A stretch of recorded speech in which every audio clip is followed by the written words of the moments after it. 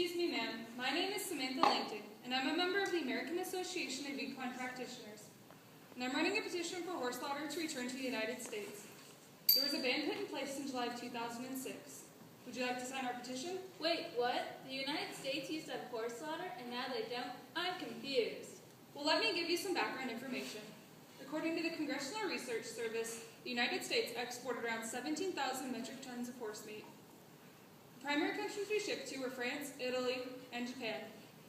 Those products brought in over $65 million to our economy each year. Since 2002, the market demand for horse meat has been on the rise. That was until the ban was put in place. House Representative Bills 3161 and 738 were passed in Congress, making it illegal to use user funds or fees for the inspection of horse meat that would be used for human consumption. The killing methods used within the horse slaughterhouses have been questioned for many years. Many groups have been unsatisfied with the conditions in which the horses were transported, not to mention their state when they reached their destination. In the 111th Congress, Senate Bill 727 was introduced. S-727 proposed to make it illegal to knowingly possess, ship, sell, or receive any horse flesh, or horse carcass intended for human consumption. I raise this concern to you because it's becoming an issue in our local area. The Enumclaw Plateau is home to many farms and equine facilities. And now that the ban has been put in place, many of them are hurting. Would you like to sign our petition? I would enjoy signing your petition today, but I feel I don't understand all the pros and cons of the issue at this time.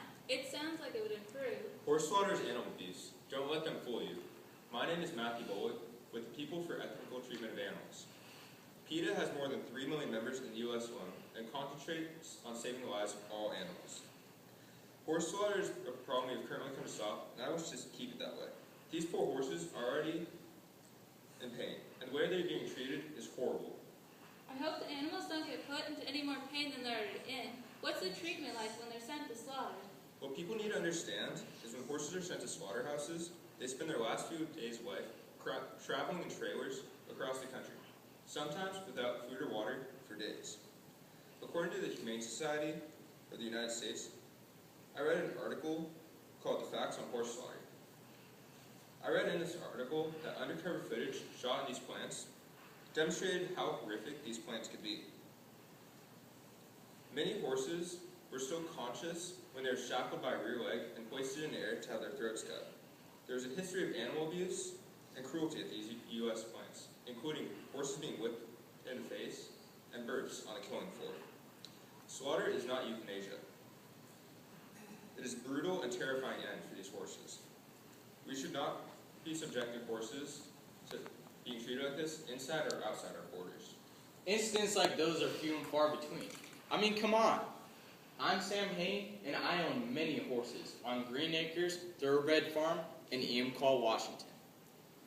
What not a lot of people seem to be understanding is that just because horse slaughter is no longer allowed here in the U.S., it is still legal to do so in other places such as Canada and Mexico.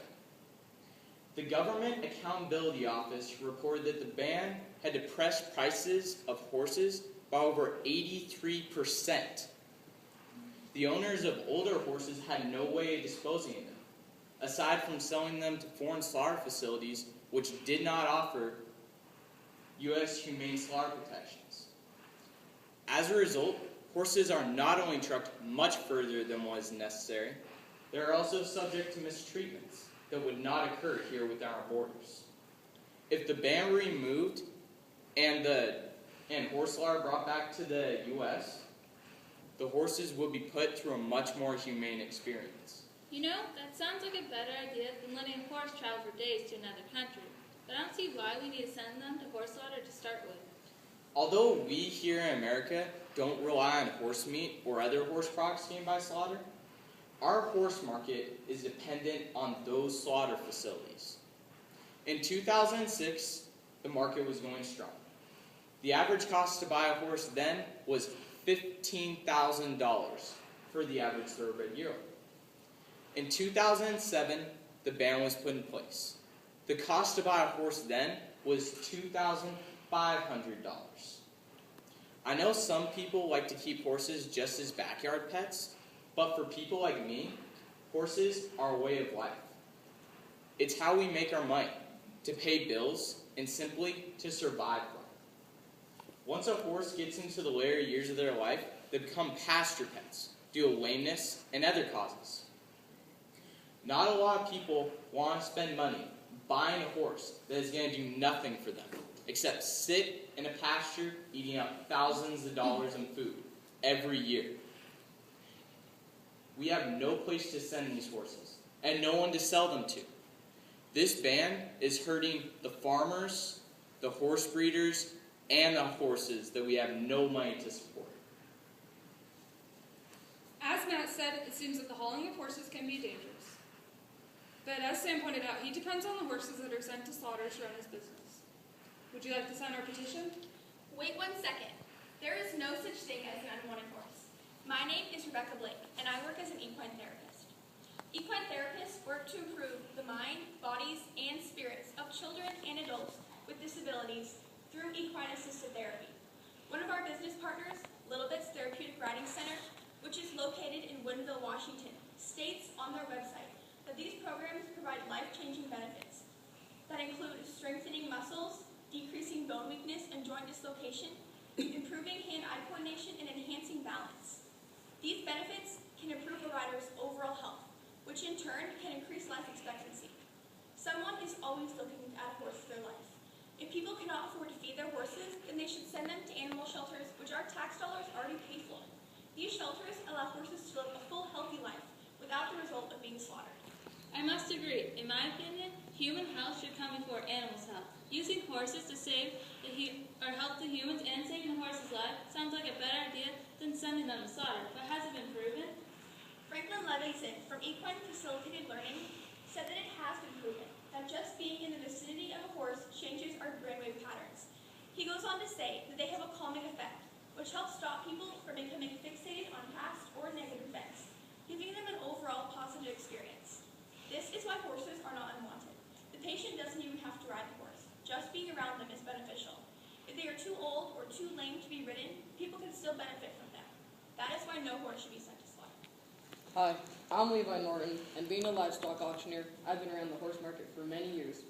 Just the other day, a good friend of mine, Ronald Mariotti, who is also an auctioneer, commented on the conditions of the horses for an interview in the Seattle Times. Ron said, "I see a lot more skinny horses come to market, a lot more horses that are off flesh come to market. People can't afford to feed them." I'd have to agree with him after a vet who examined the horses at the sales barn said they were very thin, had lice, mild to moderate rein rot, and were in need of dental care. The statement also goes to show that 2 of the horses had heart murmurs, most likely due to malnutrition.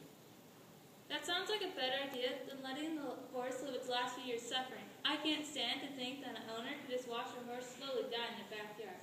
So how can we keep the unwanted horse rate down and still avoid sending them to slaughter? According to the American Association of Equine Practitioners, the average cost to feed a horse for just 1 year is $2,340.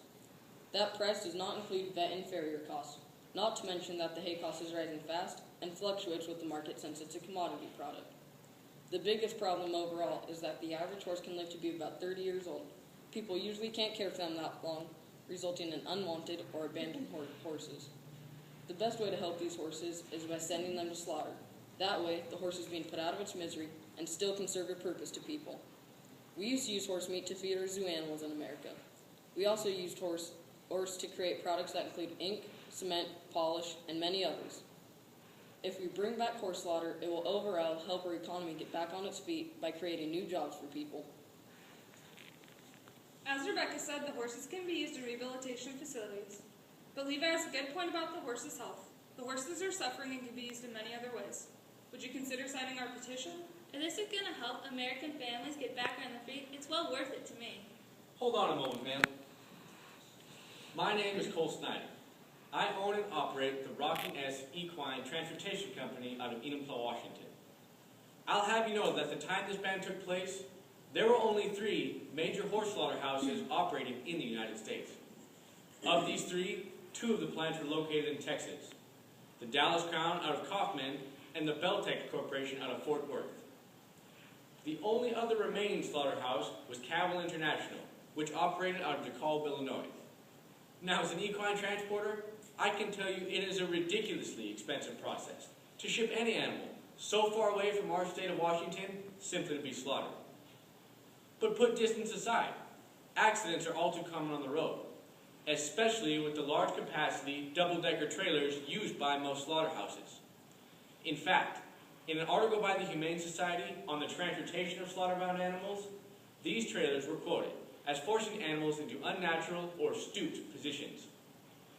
In that same article, it recalled an incident in 2007, where a truck and trailer was headed to a slaughterhouse in Illinois, Cavell International.